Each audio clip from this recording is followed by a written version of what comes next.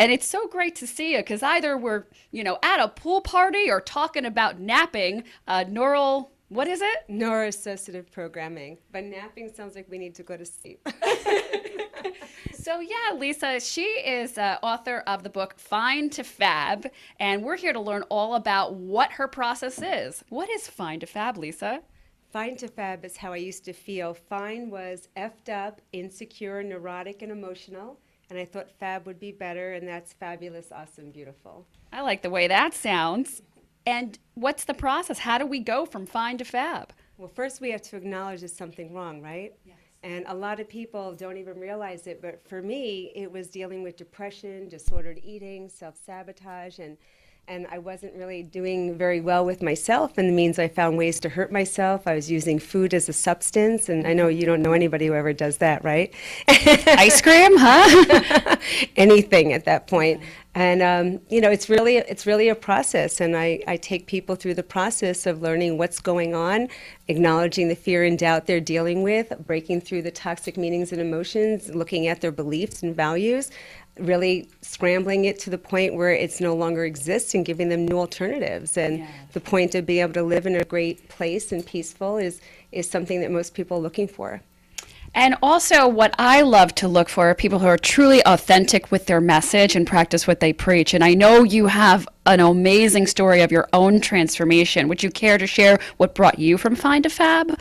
Yeah, absolutely. So my story is, this was never a means of me doing this. This was never part of my goal saying when I grew up I'm going to be helping people. As a matter of fact, I thought that this was a curse.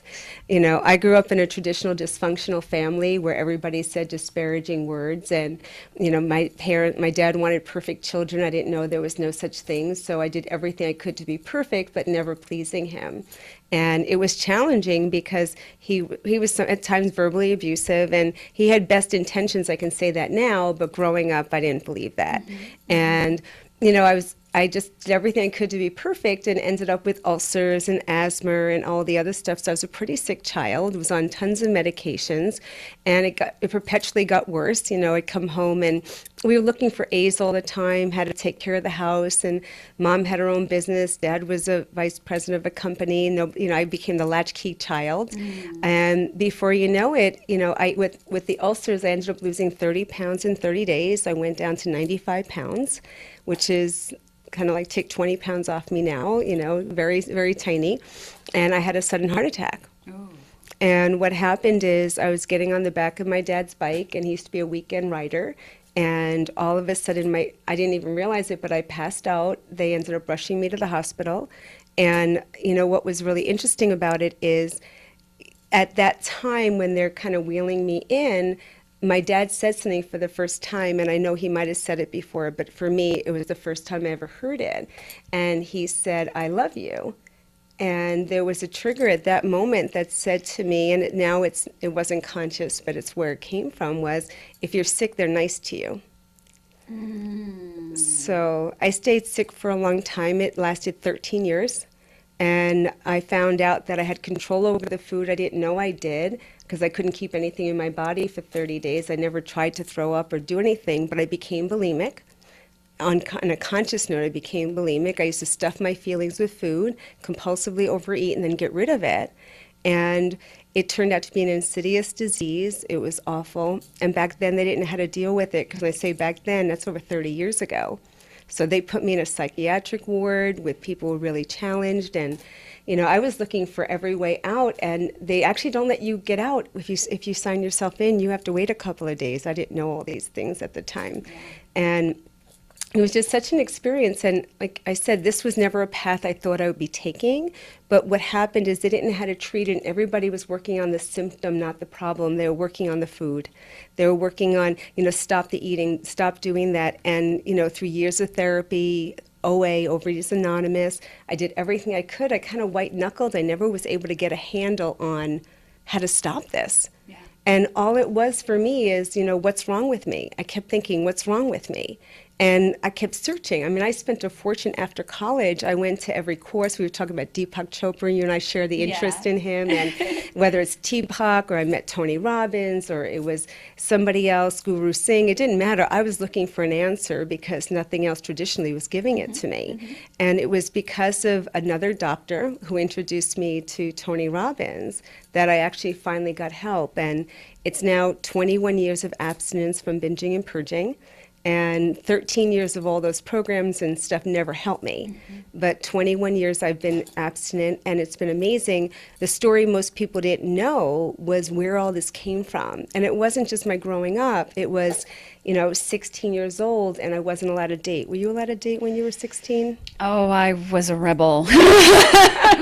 Okay, well, I could have been, but it wasn't going to go very well with my father. My mother would let me out. So I told my mother I was going out, but we weren't allowed to tell my dad. And the boy was 2 years older than me, and he came to pick me up at my parents' home, and he took advantage of me, unfortunately. And when I told someone what happened, I was told, don't tell your dad, he'll be angry at you. So I interpreted that as I did something wrong. And it turned out that I internalized that 16 to 18. Now you can see where the ulcers came from. And then 18, an employer attacked me. I was a competitive dancer for Arthur Murray as a ballroom dancer while I was going to college. And the employer asked me to come down and give him the music. And he had a towel when I showed up. And he jumped me. Unfortunately, I got out of the room. And what was interesting, I was at I forgot the ski resort where we were competing in Jersey. It used to be the Playboy Club, remember? Well, it's now Mountain Creek, I think. Yeah. But what happened is I ended up telling my dad, and my dad wanted to kill him. So it's so funny how we told a story like I did something wrong, and then when something else happened similar, it was completely the opposite that would have happened. Right. But I lived with these fears all my life, and I internalized them, and I ate over it. Like I did something wrong and all the other stuff. And you think about how many other people do that. Something happens, you give it a meaning, and all of a sudden it becomes your whole course of direction in your life, and you miss out on so much. So this is kind of like where this all came to is, here, that was a journey I went through, that was my fine journey. And the FAB was the fact of recovery, and then realizing there are other people doing that and we need to help them.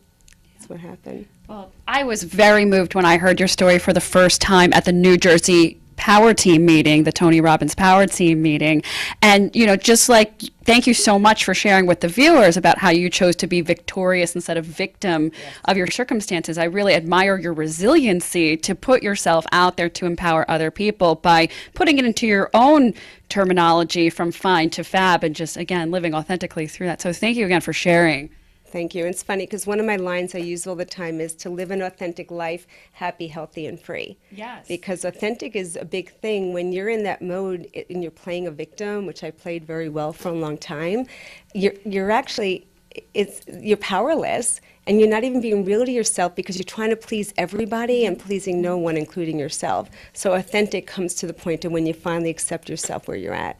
I know many people out there can relate to a lot of the tidbits that Lisa just said in her story, but what I really like that we pinpoint on is what is the root cause? Because one of the holistic beliefs is that it all comes down to, what we're harboring in our belief system and, change your thought and change your mind, and that changes how we express ourselves in the third dimensional reality. So I know that your book touches a little bit upon that, and in a sense, is definitely a tribute to holistic lifestyle approaches. Could you talk a little about that? Sure. And, the idea, we got to look at the words belief. In the middle of the word belief, there's a word, it's lie. Lie! Yeah, I love that you always remind me of this stuff. It's the lies we tell ourselves. I mean, we tell ourselves these things. We tell ourselves, I'm not pretty enough, I'm not smart enough, I'm not rich enough, whatever it is. And, the universe doesn't know the difference from fact and fiction, and you get exactly what you put out. But here's the piece that you need to know. Our unconscious mind doesn't know the difference from fact and fiction. So if you tell it that enough, it will actually work. This is the job of the unconscious mind, to do it faster and easier. So if you say something over and over again, it wants you to get there faster and easier. You're reminding it, and I'm going to make sure it's true because I want Dr. Wren to be happy. So if she keeps saying that, I'm going to give it to her. Yeah. And we have to be careful what we put in there. And there's not one lie that we can prove. And that's, I mean, one belief we can prove. So we need to understand that, you know, when you're growing up, by the time you're 5 years old, 55% of your beliefs were formed by well-meaning guardians and parents. And what they were doing is, you think about it, they told you don't talk to strangers. Now, at 5, that was great advice. But as an adult, you could not be interviewing me, because if you didn't know me, you couldn't interview me, because I'd be a stranger. See, it doesn't work when we get older, but out of the context. But we learn these things, we grab these beliefs, we hold them on. I call them hand-me-down beliefs, like I'm going to hand me down the clothing. Yes. I'm going to give you my beliefs, I'm going to give you my fears, I'm going to give you everything that I have that I'm carrying that doesn't serve me. You're going to try it on, and when you're young, you're going to think you have to wear it. Yeah. But then you don't realize when you get older, you can take it off and put on your own. Right? And we miss that.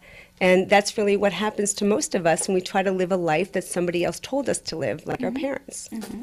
I want to talk a little bit more about NLP, or neuro-linguistic programming. This is something that I'm challenged a lot with in my personal life and dating life. And, you know, whenever I say, hey, what's your NLP? Like, people are like, what's that? And they just don't get it. So could you talk a little bit more about that? Sure. I'm a licensed master NLP practitioner, and I studied with the person who created it, the co-creator, Dr. Bandler. And NLP is neuro-linguistic programming. Realize that it's totally our mind, the language we're using, and how we program ourselves to do things. And a lot of things are associated where we don't realize it. You know, take a check of the words you're using every day. There's been said there's over 1 million words in the English language, and 40,000 describe emotions. Most people live in the same 12 all the time, and 80% of them are negative. 80% are negative. So if you're saying, I'm frustrated, I'm overwhelmed, I'm angry, and those are your words you're showing up all the time, you're going to have so much more of that in your life. And that's how people consistently live. And we really don't check in with that. And that's a challenge, because, you know, you get what you put out. So you're exactly where you believe you should be, which is scary. Yeah. So we can have even more, but most people don't open that door. Right. Yeah. I mean, it gives it more energy and sets the law of attraction into play, like you said, to go out and bring more of that back to you. Do you have any suggestions on how to break some of these patterns? Yeah, absolutely. I have tons. Did you say absolutely? Absolutely. I will for you. You know, one of the things is realize that it takes 20 positive statements to counteract even one negative. So one of the things I like to do is start every day with 50 positive affirmations of I ams. Yes. So here's the difference. Like, a lot of people say, you know, like, I'm pretty, I'm happy, I'm this. It doesn't work. Your body needs to be engaged. So it's more like, I'm fabulous, I'm awesome, I'm beautiful, I'm amazing, I'm courageous. Emphasizing I am. I and am. I've worked with Deepak Chopra's daughter, Malika Chopra, when she just did her last book launch at the New York Open Center. And she was, you know, she said, emphasize the I am. It's the most powerful statement in the world, because the I is the act of, you know, and the am is the act of giving and receiving, putting out there and coming back. So when I do my vision board in the morning with all my positive affirmations, I wake up to this whole vision board, and it's I am, and whatever that is. And I even get on the phone with my best girlfriends, 3 of us, well, 4 of us total with myself, once a week, just to do I ams with them, to help hold each other up, build each other up in our businesses and our collaboratives. Yeah. That's awesome. I mean, one of the things I had gotten in a habit of doing is getting in my rebounder. So now we're affecting the whole lymphatic system. Right. We're going up there, jumping up and down and doing all these things. It's really great visualizing, you know, your hour of power in the morning type of thing. I have some of my clients, they record it. Yeah. They record their I ams, they listen through it throughout the day so they can hear themselves say it until it becomes second nature. At the very beginning, it's challenging. I mean, we've been saying so many negative things to ourselves. To start saying the positive, it's different. It's a new muscle you have to exercise, and I find a lot of people have a hard time with that. Right. So they'll say, well, it doesn't feel authentic to me. It doesn't feel real. Well, you've been lying to yourself about all the wrong things, so let's lie to ourselves about some good things, you know? So until it becomes your own, it's a better alternative. Thank you. So you have 7 steps, is it, from Yes. Find to Fab? Yes. Could we go over those real quick? Absolutely. quick is another question, but we'll go over them. Go ahead, tell me. Why am I not going to NLP quick? I'll do my best. Well, the first one is acknowledging fear and doubt. You know, how many times do you do something and you don't even want to own it? Like there's stuff that's going on, there's a story you're telling over and over again, and you don't even realize you're doing it. You know, think about it. If you're ever in a relationship, they hear the same story, as soon as their eyes start rolling, you know you're on it again. Right. But, you know, what's the role in the story? Is it the victim or the conqueror? Are you playing the story over and over, and why are you doing it? What is it holding you back from? So realize that when we live in the past or in fear, if you looked at a chart and we had past and fear here, and we had present and future here, if you stay on your left, you're going to actually be sad, depressed, angry, all your other negative words, right? If we stay present and we go forward towards the future, we can be happy and healthy and all the other things. It's called a right mind. So, you know, there's expression, they say that he's of right mind or she's of right mind. Well, right mind is a literal about being present, as I'm sure you know. So the idea is acknowledging the fear and doubt. If you're in fear and doubt, you're in left mind. Yes. So we need to be present about that, and you have to come there. So once you start realizing you're doing things, you have to take a look at life's lessons and beliefs. Right. And the lessons and beliefs, it's like doing an inventory. And in the book, I actually explain it further, and I even have assignments around it, because what you start doing is a brain dump of all the things. You know, think about all the things. What were some things you were told when you were younger? Like, don't talk to strangers, I said before, right? I heard money doesn't grow on trees. What did you hear? In that respect, I was very blessed because I was always told you can grow up to be whatever you want to be. I just wasn't maybe necessarily giving that guidance on how do I become the holistic Oprah. But no, I was very encouraged in that respect. But yeah. Well, some that you might have even heard with other people, like they'll say, you know, like, I never can get a break, or, you know, no, it's not made for people like me, or I have to have gone to a school to be able to be somebody so great. I mean, I look at so many people who have achieved greatness, and, you know, I'm going to use Tony because I've been a senior leader for him for years, and I've been with him 21 years as a volunteer. And, you know, I used to say you had to be a doctor. You're a doctor, right? And you look at Tony, he's not a doctor, but how many millions of people has he helped? But there are rules around things, right? So when we look at our lessons of our beliefs and the values and the rules we put, we have to see, are they serving us? If they're not serving us, then the third step is we have to look at breaking through the toxic meanings and emotions. Like, where did this come from, and how do I break it? You know, it's okay, I know I have it now. Okay, before you might not have even acknowledged it, but now that I know I'm doing it, how do I break it?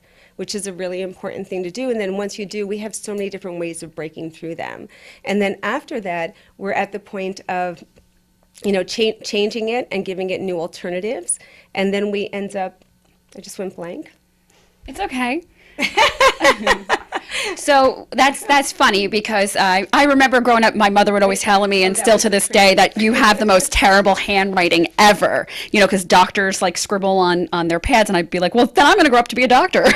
There you go. So to flip it around. But also one of the biggest blessings too was in one of my long-term relationships when I was working for Motor Vehicle Commission, I'd come home from work and just go into the story. Oh, we ran out of paper clips and there's no windows and this person yelled at me and da da da da da.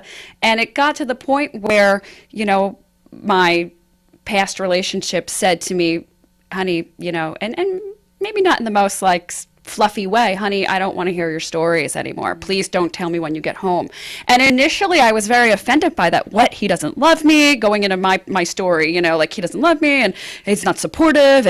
But just thinking about it, it's like coming home day after day after day, the toll that was probably taking on him to be present to listen to me, but also it was a big, huge blessing in disguise because then I wasn't giving it that energy anymore. Yes. And I still have some family members actually that work for the commission, and I hear what I used to do whenever they get together, like they go into their stories and I kind of cosmic giggle and say, I can relate, I understand, but at the same time, how far I've come just by, you know, transmuting that to other things and going after, I'm going to meditate this off today because my beloved doesn't want to listen to me. At first, that's what it came down to. It was like, he's not going to listen to me.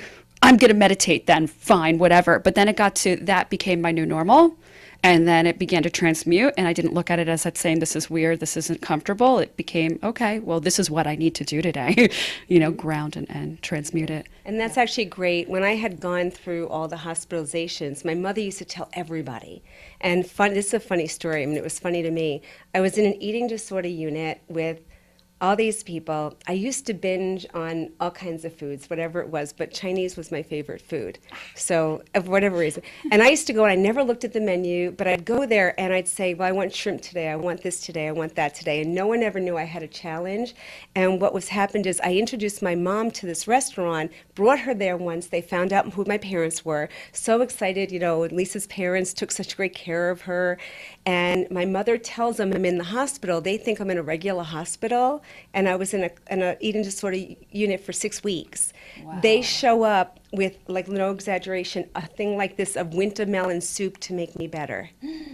And I was like, totally not the place to bring anybody food. It's like, especially with an eating disorder. But it was so sweet the way he did it. And I actually had to say to my mom, Mom, you can't tell anybody. Like, this is my business to tell people, not your business to tell people.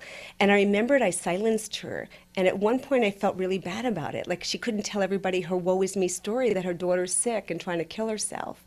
And I didn't realize I actually gave her the best gift in the world, because she didn't get to spend the next 20 years in that story. Yeah.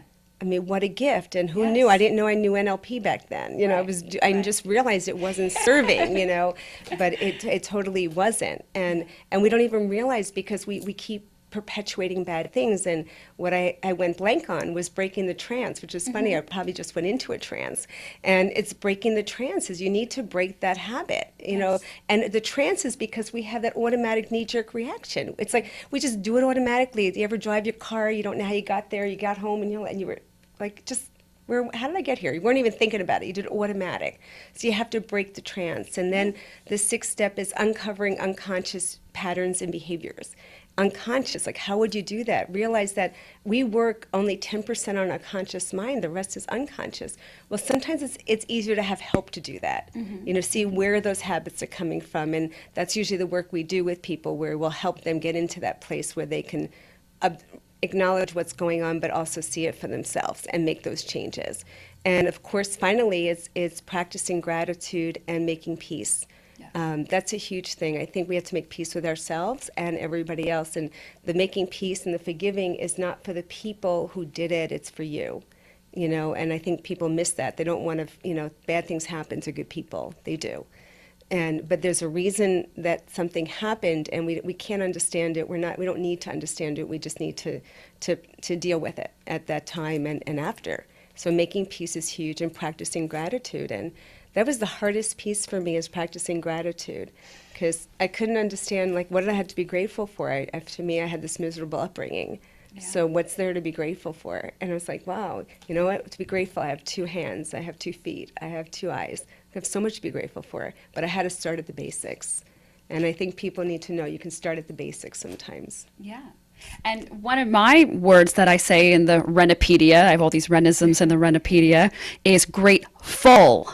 Full in capitals.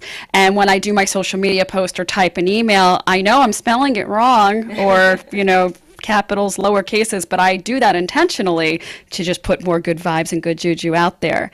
And as far as you have a little bookmark that lists the 7 steps, right? Because you gave me one back in the summer, and I still have it.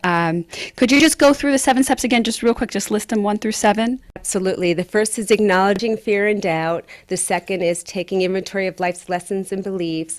The third is breaking through toxic meanings and emotions. Then it becomes breaking the trance, uncovering unconscious patterns and behaviors. Then it becomes stop waiting for perfection, one of my favorites. I didn't even talk about it. See, imperfection is awesome. Take tons of imperfect action. And the last is practice peace, make peace and practice gratitude. And those are the 7 secrets. Yeah. And how have you seen these transform the lives of others? Oh my God. I've had so many amazing, amazing opportunities to work with fabulous people, women and now men, to see their lives transformed. I've had people come to me with issues from sexual abuse in my background, and that, you know, gained weight just to protect themselves, and were able to release it so that knowing that they no longer need to protect themselves, you know. I've had people come to me with issues with their kids, and thinking their kids just were ungrateful and not happy, and what it was is they were such perfectionists, they became militants at home, and the kids were rebelling, and didn't realize the same thing, is that when we learned where all these rules were coming from, what we were doing, not just to ourselves, to others, we've seen family relationships transform. And I mean, I have one woman who came to me because of her daughter, and her daughter didn't want to go through the program, but she did. And her going through the program healed the home. Yes. And that's transmutable, transferable energy. Absolutely. And then it turned out that her relationship with the daughter tenfold, like, it's amazing. And the daughter had, like, stopped doing her schoolwork, went from honor society not to it, and so forth. And then when she worked on herself, her daughter ended up getting back to normal, went back on honor society. Everything is even better than it could have ever been. That the father was like, whatever you did, I want to have that. So he ended up going through my program, just because he saw the transformation in the family and he wanted to experience that too. So it was pretty amazing. But I've been really blessed. I mean, there's a lot of people out there that, you know, they might have tried traditional therapy or other types of things and it just didn't work. And I had the same experience because, you know, what I do is very untraditional. And I like untraditional because it's more fun. More fun, you bet. And the holistic approach, I mean, you know, that's your specialty. And there's so many more things that we can do to help people easier and faster. Like, it doesn't have to take years to get through something, which is not the model of traditional medicine. We just want to release, not relive all the trauma. I like that. I like that, yes. Yeah. So you've been on ABC, Fox, CBS, and you have a couple morning shows coming up. What else, you know, in the media are you up to? Well, we're going to be flying out to Florida. I'm on the Good Morning Florida show. High five. That's high five. Yes, it is. And then I've been invited back to Good Day Charlotte, so I'm going back in a couple of weeks to be filming several segments for them and going on live. I'll be on Connecticut Style. They invited me back again. And Which you are very fashionable. Thank you. Thank you. I've had help. See, it's okay to accept help. Yes, and I'm pretty excited because right now we're in talks for me having my own show, which is pretty cool. Yes. Yes. All right. Congratulations. Thank you. Was that on the vision board? It was never on the vision board. My goal was to touch millions of lives. So Yes. I guess that became the answer to how to do that. And we're talking with some very big stations right now to see how that looks and what will happen. One of my social media quotes I just posted yesterday was, make plans, but always leave room for magic. Because that's the magic that manifests. Even if that's not on your vision board or you don't see it, you're kind of just guide it, you know, to what, you know, to your reach through your heart's work. That's so awesome. So Lisa, tell us where we can find you. Well, you can find me on www.find2fab.com, and it's findtofab.com. And also on social media, Lisa Lieberman-Wang. I'm the only Lieberman-Wang you're going to find, the Jewish Chinese woman. I actually found there's no other one out there. We're good.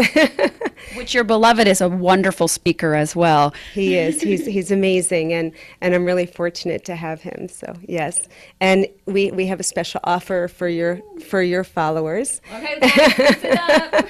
So if you actually just mentioned that you were here, we can make it even easier. Go to www.find2fab.com/Dr. Ren, DRREN.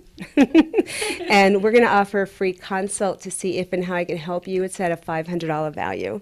So Thank you so much. It's really generous of you. Maybe we can all be chilling at your pool party next summer. yeah, absolutely. We do fundraisers for the charity. I started the Find to Fab Foundation to help minors, children, and disabled avoid years of shame, blame, and therapy. And we do events every year, and we also get to go into schools and institutions to help those people early on, do workshops so they don't have to deal with all the stuff that many of us had to. Again, Lisa, thank you so much for coming out today. I wish you the best of luck in continuing the Find to Fabulous success stories. And smooches, think again next time.